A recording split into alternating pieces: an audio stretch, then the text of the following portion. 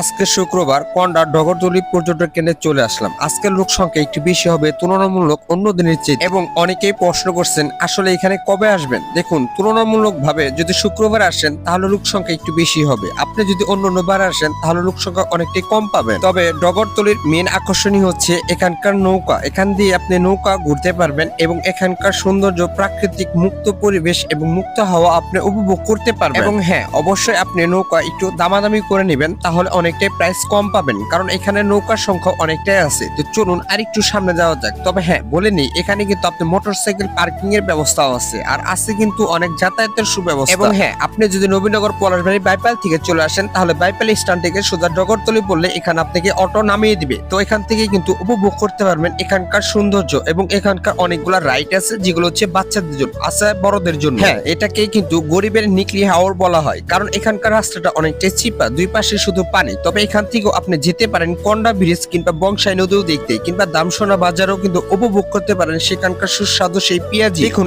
আপনি যদি একটু নিরিবিলি পরিবেশে ঘুরতে চান তাহলে শুক্রবার কিংবা শনিবার বাদেও কিন্তু আপনি এখানে আসতে পারেন। তবে হ্যাঁ, সাপ্তাহিক প্রতিদিন এবং ছুটির দিন বিশেষ করে সব থেকে বেশি লোক সকাল 10টা থেকে শুরু করে রাত্র 8টা পর্যন্ত কিন্তু এখানে মানুষ থাকে। তবে বেশি রাত্র এখানে না থাকাটাই আপনার জন্য বেটার হবে আমি মনে করি। হ্যাঁ, এখানে শুধু নৌকাও না, এখানে কিন্তু আছে স্পিড বোট, আর এই স্পিড বোটে যদি চলেন তাহলে আপনাকে জন প্রতি 120 টাকা দিতে হবে। আর এখান থেকে ঘুরতে পারবেন যেটা হচ্ছে ভাসমান নিজুম দ্বীপ কিংবা উঁচুটিলা, এই দুইটি স্থানও কিন্তু এই পিস বোট দিয়ে আপনি ঘুরতে পারবেন। তবে শুধু পিস বোটে না, আপনি যদি নৌকা ভাড়া করেন সেখানেও কিন্তু আপনাকে নিয়ে যাবে। আসলে এখানকার সৌন্দর্য বলার মতো না যদি আপনি না আসেন। এবং হ্যাঁ, আপনি যদি সাঁতার না জানেন তাহলে বলেও কখনো এই পানিতে কখনো গোসল করতে নামবেন না, এটা আপনার প্রতি আমার রিকোয়েস্ট। এখানে অনেক আগে একটি ইট ভাটা ছিল, মূলত এই ইট ভাটাকেই অনেকেই পর্যটকরা তারা নাম দিয়েছেন এখানে নিজুম দ্বীপ। তবে এখানেও আপনি ঘুরতে পারেন, তবে চারদিকে পানি, আর মাঝখানে শুধু এই ভাসমান যে জায়গাটা এটাই কিন্তু উঁচু হয়ে দাঁড়িয়ে আছে। হ্যাঁ, এখন যদি আপনি কন্ডা পর্যটকে যেতে চান তাহলে আপনাকে ছোট ছোট কিছু জায়গায় নৌকা পার হতে হবে, যেখানে হচ্ছে আপনার 10 টাকা বাড়ায়। তেমনটাই কিন্তু আমি হচ্ছি এখন, এখান থেকে আমি কন্ডার দিকে যাচ্ছি, মানে আমাকে নৌকা একটি পার হতে হবে। হ্যাঁ, আপনিও কিন্তু আসতে পারেন আপনার ফ্যামিলি, পরিবার, পরিজন, বন্ধু বান্ধব সবাইকে নিয়ে ডগরতলি পর্যটক কেন্দ্রে, কিংবা এখান থেকেও আপনি কন্ডা পর্যটক কেন্দ্রেও যেতে পারেন, এবং সেখানেও কিন্তু আছে অনেক সুন্দর জলকুটি। এখন আমরা কন্ডা পর্যটকে যাব, তো সেখানে যাওয়ার জন্য আমরা নৌকার জন্য অপেক্ষা করতেছি। এখান থেকেও আপনাকে 10 টাকা পার হতে হবে। একটু সামনে গেলেই কিন্তু কন্ডার ব্রিজ আছে, দামসোনা আছে এবং জলকুটি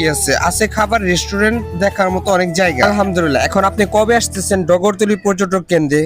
একবারে মিনিটে মিনিটে লোকে বানছে। শনিবার দিন মানুষ হয় না বালা, শুক্র শনি দুই দিনই হয়, শুক্রবার বেশি না। শুক্রবার হলে মানুষ বেশি, তাছাড়া মানুষ খুব কমই থাকে। আজকে শুক্রবার তো মানুষের পারাপারের সংখ্যাটাও বেশি, এই জন্য ওনাদের ইনকামটাও একটু বেশি। তাছাড়া এমনি বার লোক খুঁজে পাওয়া যায় না, কম।